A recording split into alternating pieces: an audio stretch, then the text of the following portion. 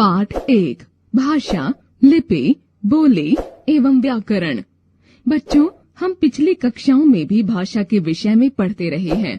भाषा विचारों व भावों को व्यक्त करने का समुचित व सशक्त साधन है, जिसने मानव जाति का तो सर्वांगीण विकास किया ही है, साथ ही साथ हमारे सामाजिक संगठन को भी मजबूती प्रदान की है।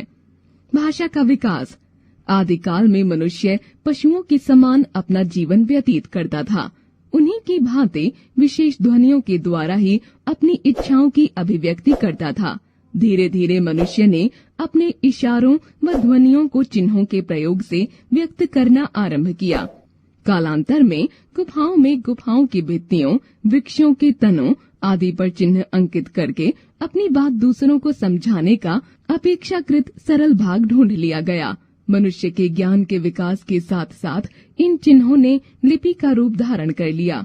वर्तमान में मनुष्य के जीवन के समस्त क्रियाकलाप भाषा के द्वारा ही संभव है। भाषा के रूप। हम अपनी बात को बोलकर या लिखकर किसी व्यक्ति को समझा सकते हैं। इसी प्रकार वह हमारी बात को सुनकर अथवा पढ़कर समझ सकता है। इस तरह भाषा द्वारा विचार व्यक्त करने की दो विधियां हैं। 1 मौखिक भाषा, बोलना व सुनना। 2 लिखित भाषा, लिखना व पढ़ना। बोली। क्षेत्र में परिवर्तन के साथ साथ किसी भाषा के शब्द और उसके उच्चारण का ढंग भी बदल जाता है।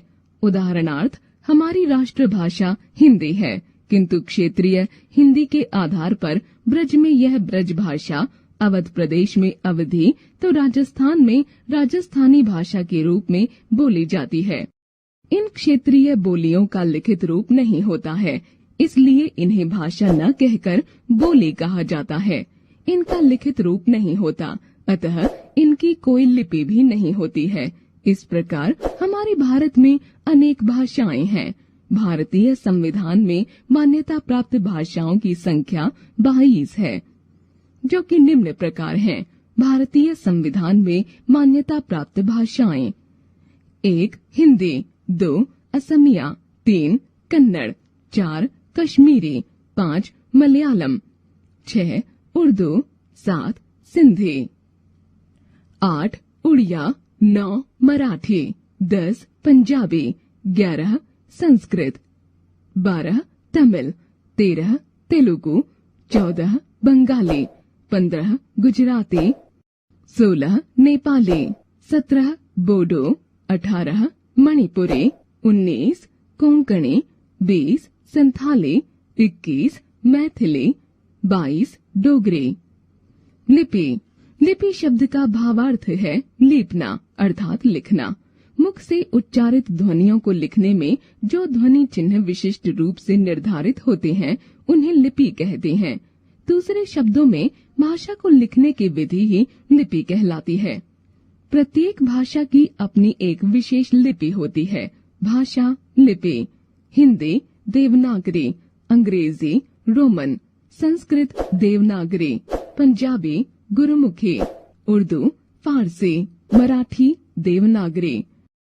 विशेष। हमारी मातृभाषा हिंदी को 14 सितंबर 1949 को राष्ट्रभाषा घोषित किया गया था।